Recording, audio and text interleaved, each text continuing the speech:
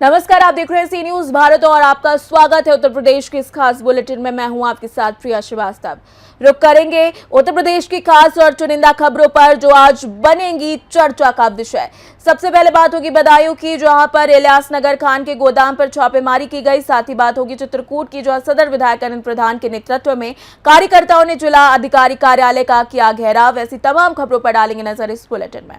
बदायूं की बिलसी तहसील क्षेत्र के ग्राम खेरी स्थित इलियास सयार खान के गोदाम पर उपजिलाधिकारी बिलसी और सहायक आयुक्त खाद्य 2 CL लाल यादव के निर्देशन में खाद्य सुरक्षा और औषधि प्रशासन की टीम ने छापेमारी कर नमकीन, बिस्किट, फ्रूट ड्रिंक, चावल, चॉकलेट और पंपकिन सीड सहित विभिन्न खाद्य पदार्थों के 6 नमूने जाँच के लिए भेजे। बिना खाद्य लाइसेंस, पंजीकरण और कालातीत खाद्य सामग्री मिलने पर करीब 7000 किलोग्राम खाद्य पदार्थ सीज कर खाद्य सुरक्षा और मानक अधिनियम 2006 के तहत कार्रवाई शुरू की गई। कार्रवाई के दौरान खाद्य सुरक्षा अधिकारी करण सिंह, राजेंद्र नाथ मिश्रा, खुशीराम और भगवत सिंह मौजूद रहे।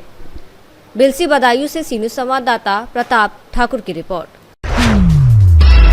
चित्रकूट में बिजली, पेयजल और स्वास्थ्य सेवाओं की समस्याओं को लेकर सदर विधायक अनिल प्रधान के नेतृत्व में कार्यकर्ताओं ने जिलाधिकारी कार्यालय का घेराव कर राज्यपाल को संबोधित ज्ञापन जिलाधिकारी पुलकित गर्ग को सौंपा।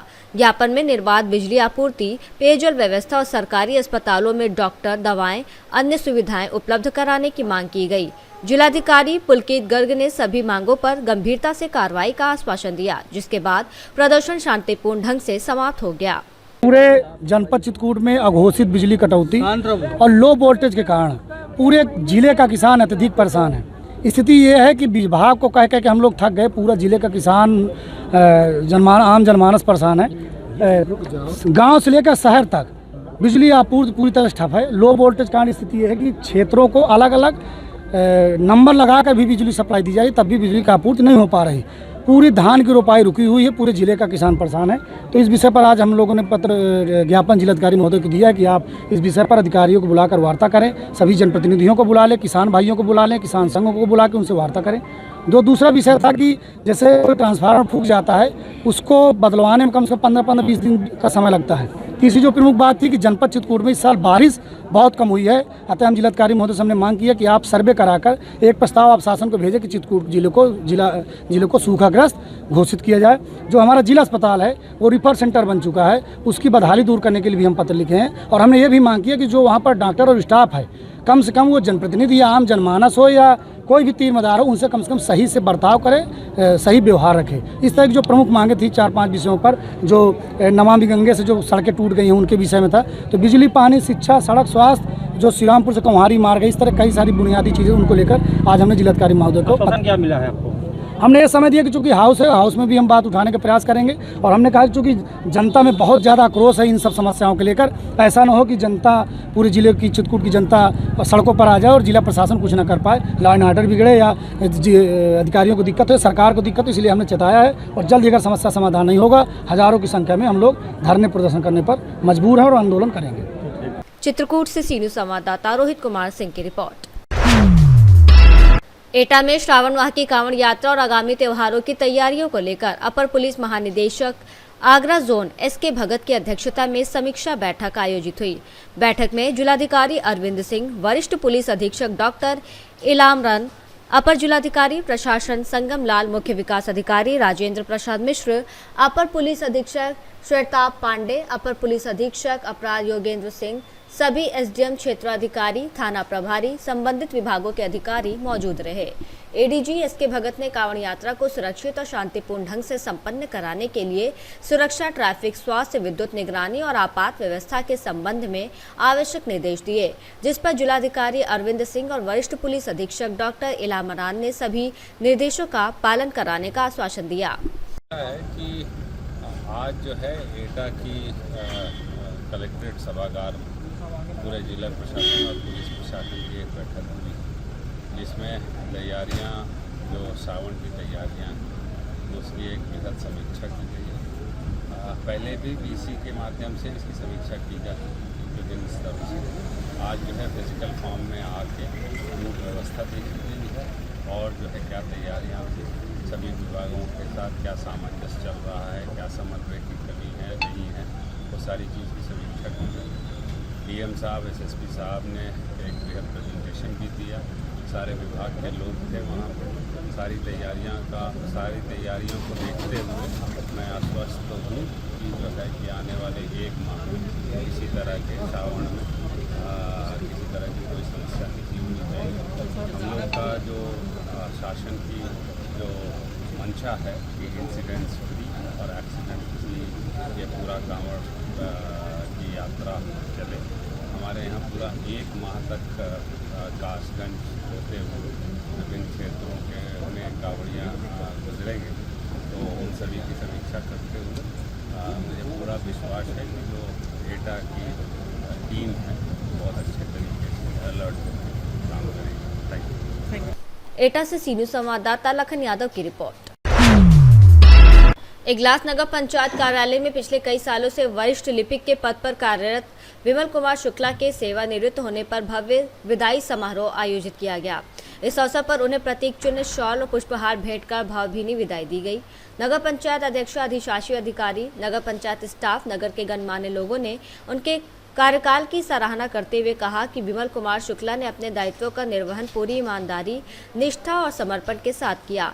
मौके पर नगर पंचायत अध्यक्षा कमलेश शर्मा, नगर के समाजसेवी हरीश कुमार शर्मा, मुकेश कुमार शर्मा उर्फ गुड्डा, अधिशासी अधिकारी ब्रिजेंद्र कुमार चौधरी, वरिष्ठ अधिवक्ता सत्यप्रकाश शर्मा, योगेश कुमार, सुनील कुमार, गौरव शर्मा, वीरेंद्र सिंह एडवोकेट, हरिशंकर शर्मा, चंद्रपाल वर्मा, बनवारी लाल पुष्प, ब्रजेश पंडित आदि ने पुष्पहार पहनाकर और प्रतीक चिन्ह देकर भावभीनी विदाई दी।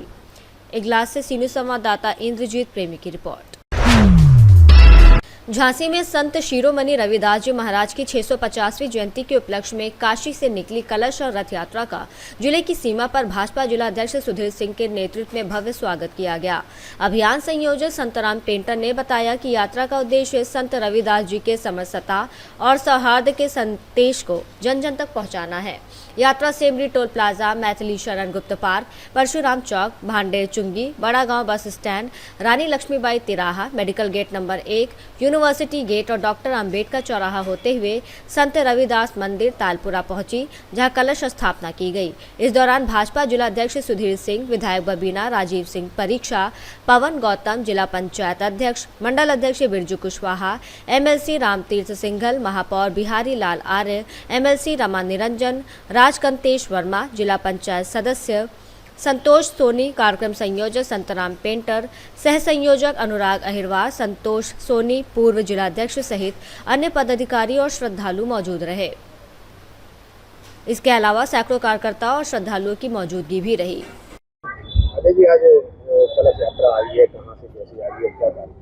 आज संत शिरोमणि रविदास महाराज जी की जन्मस्थली श्री गोवर्धनपुर से उनकी जन्मभूमि की मिट्टी बनारस से चल के आज झांसी आई है।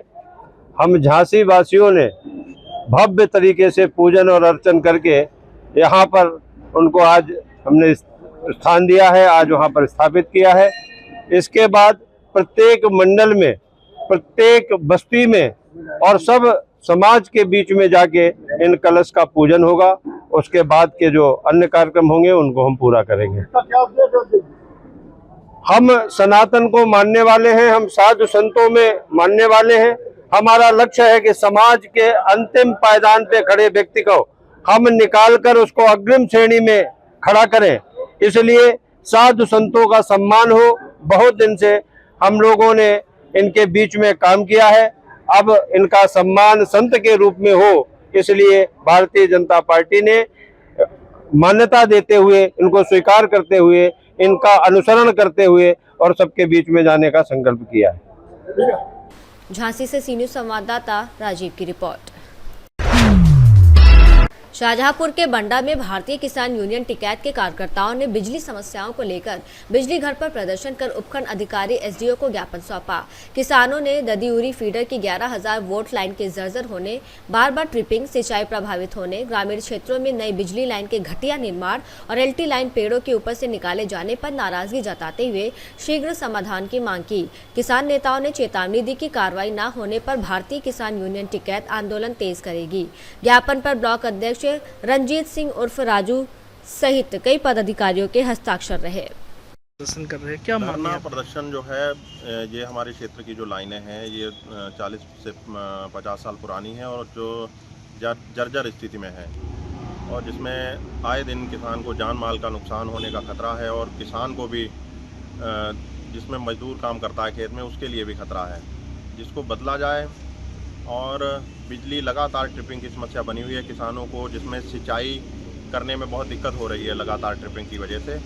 इसीलिए हम लोग धरना प्रदर्शन कर रहे हैं आज। और अगर ये हमारी मांगों को नहीं माना जाता है तो हम लोग उग्र आंदोलन को बाध्य होंगे, जिसकी जिम्मेदारी शासन प्रशासन की होगी।